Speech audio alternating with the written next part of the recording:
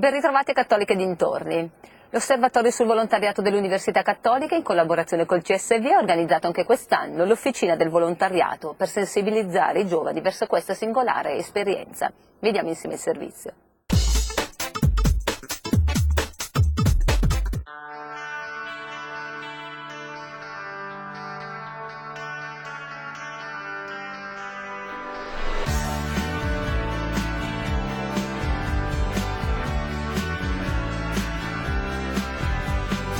Come nasce questa iniziativa? Allora, questa iniziativa nasce sulla scorta dell'esperienza degli anni scorsi, perché ormai sono diversi anni che promuoviamo l'Officina del Volontariato nell'Università Cattolica e anche nell'Università Statale, ed è un'iniziativa che si prefigge soprattutto di accostare i giovani al mondo del volontariato. D'altro canto è un'iniziativa attraverso la quale si vuole far vedere ai giovani non soltanto ciò che nelle associazioni di volontariato si fa, ma anche far vedere il mondo del volontariato come mondo che pensa e che attraverso l'esperienza crea cultura.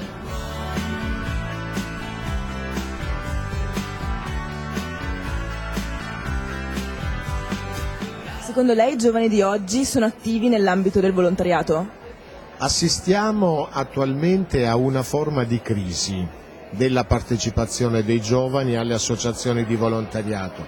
Iniziative come quella di quest'oggi vogliono proprio sollecitare i giovani a rendersi conto della importanza non soltanto per gli altri ma anche per se stessi dell'impegno nell'associazionismo e quindi dell'impegno tanto nelle associazioni di volontariato quanto nel terzo settore.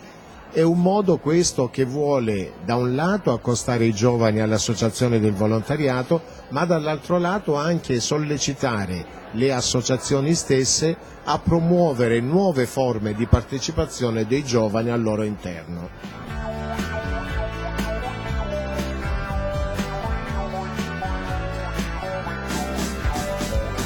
L'iniziativa di quest'anno, Scatti al Volo, di cosa si tratta?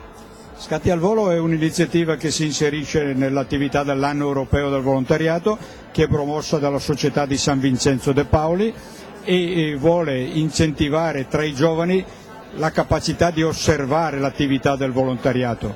Quindi Scatti al Volo è proprio produrre delle fotografie su situazioni che loro incontrano, situazioni di fragilità umana, situazioni di attività di associazioni di volontariato.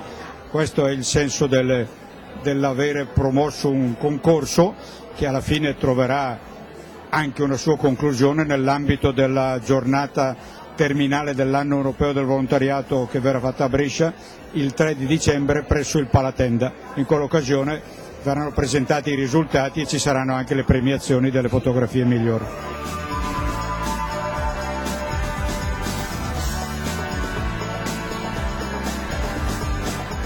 Che proposta avete portato oggi?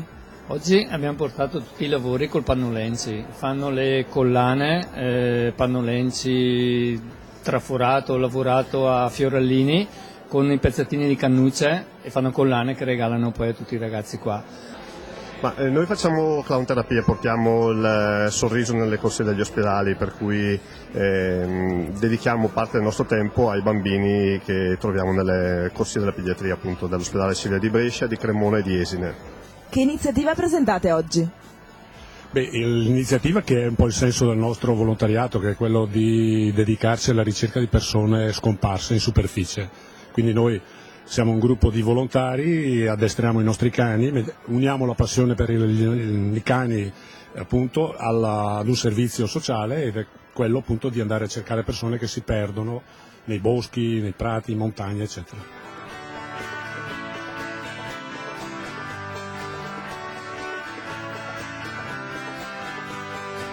Quando vado al mare a Cervia vi mando una bella cartolina. Ciao! Ha tenuto una lezione in cattolica Wolfgang Huber, figlio del professor Kurt Huber, protagonista della resistenza tedesca con il gruppo della Rosa Bianca. Ascoltiamolo in questa intervista.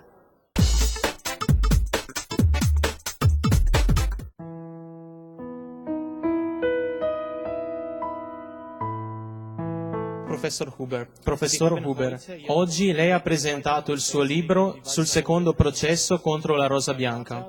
Suo padre, il professor Kurt Huber, fu una delle figure principali della resistenza tedesca, perché e come oppose resistenza al nazionalsocialismo.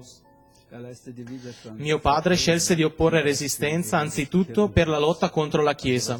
Ciò che più lo turbava era il trattamento riservato alle chiese, ai sacerdoti e ai cattolici, che improvvisamente finivano in prigione senza un chiaro motivo. Inoltre era assolutamente contro la pratica dell'eutanasia programmata, che per lui era la cosa più orribile. La via che scelse per esprimere la sua posizione fu molto concreta. Nel penultimo volantino della Rosa Bianca illustrò ciò che pensava della situazione tedesca dopo la disfatta di Stalingrado, e l'ultimo volantino lo scrisse di suo pugno. E questo volantino ebbe un tale successo che alla fine della guerra la Royal Air Force ne lasciò cadere a migliaia sulla Germania sconfitta. Questa fu la sua forma di resistenza.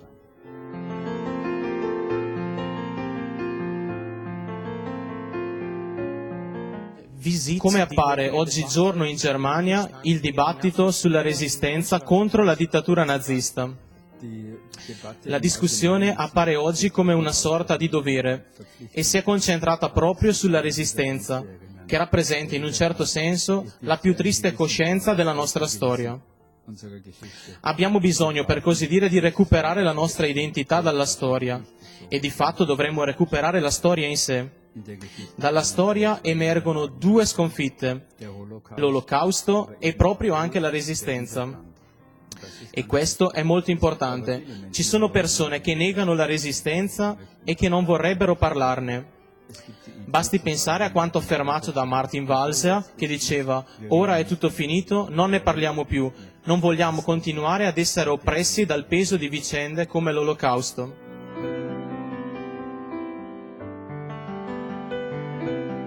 Professor Huber, lei è membro del consiglio direttivo dell'associazione Rosa Bianca. Perché nel 1987 fu fondata questa associazione e quali sono i suoi obiettivi?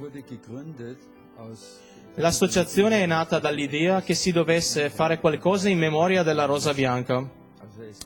C'è, per così dire, un obbligo alla memoria della Resistenza. Gli obiettivi consistono in parte nel mantenere viva questa memoria e in parte nel lottare contro i neonazisti. È nostro dovere levare la nostra voce contro i neonazisti.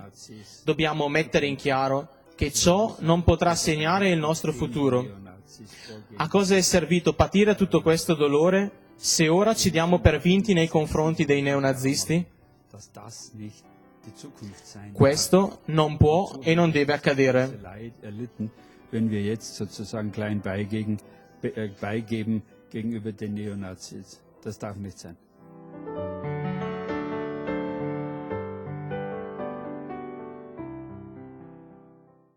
E ora vi proponiamo una rubrica libri un po' diversa dal solito. Silvia ha trascorso un periodo in Cina ed è andata a curiosare per noi fra le librerie per scoprire quali libri italiani vengono letti a Shanghai.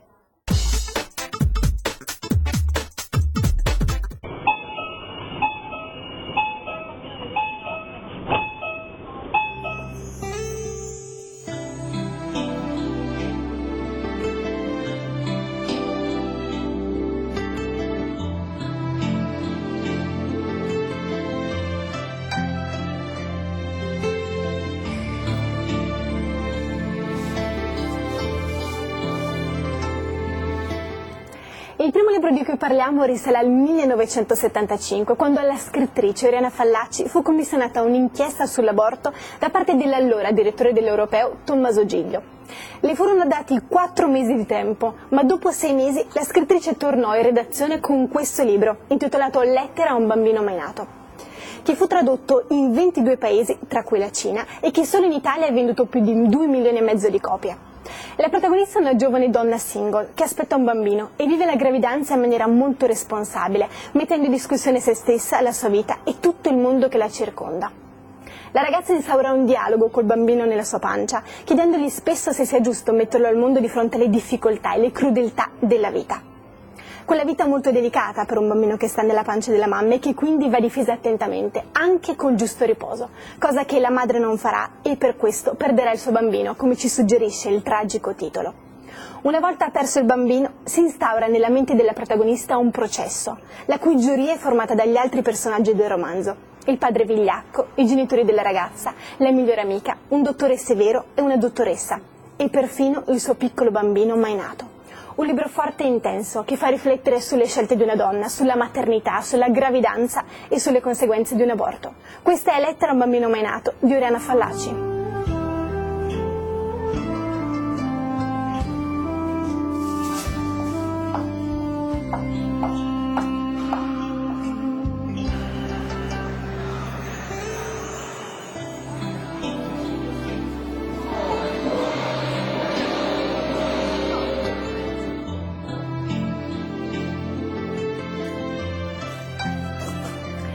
Il prossimo libro che ho trovato sugli scaffali cinesi è questo, Il deserto dei tartari di Dino Buzzati, che fu pubblicato nel 1940 e il cui successo rese Dino Buzzati uno dei grandi scrittori del Novecento.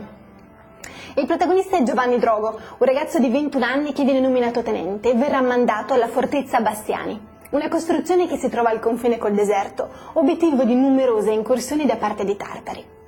I militari là trascorrono le giornate aspettando che qualcosa succeda e Giovanni Drogo aspetta nelle sue giornate combattuto da due desideri, quello di andarsene e quello invece di attendere, sicuro che prima o poi qualcosa succederà. Dopo 15 anni Giovanni Drogo si renderà finalmente conto che il tempo è fuggito, così come la sua giovinezza, e ormai non si può più tornare indietro. Quando una grave malattia lo starà per portare via, i tartari arriveranno, ma lui non potrà più combatterli. Un libro dal ritmo inizialmente lento, che poi piano piano accelera, così come il tempo della storia. Questo è Il deserto dei tartari di Dino Buzzati.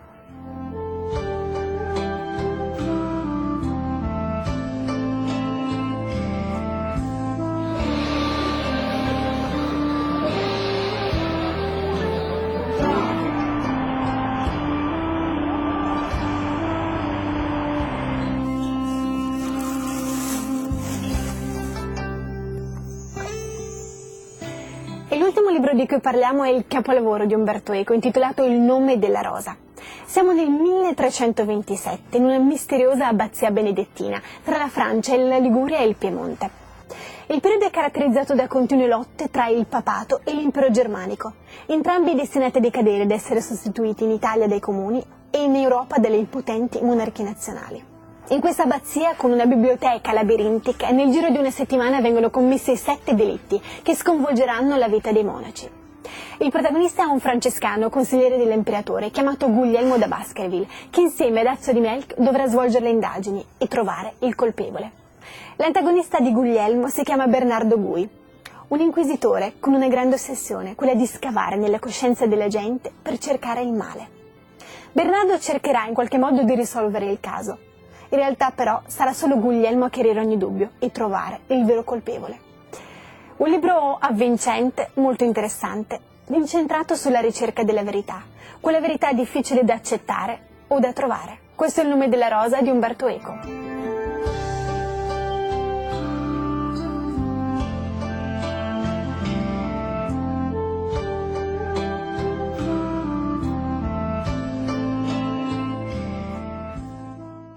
Anche per questa puntata è tutto, vi do appuntamento la prossima settimana, come sempre il venerdì alle 20:45 su Teletutto. Per chi volesse rivedere i nostri servizi sono disponibili su YouCat. Grazie per essere stati con noi.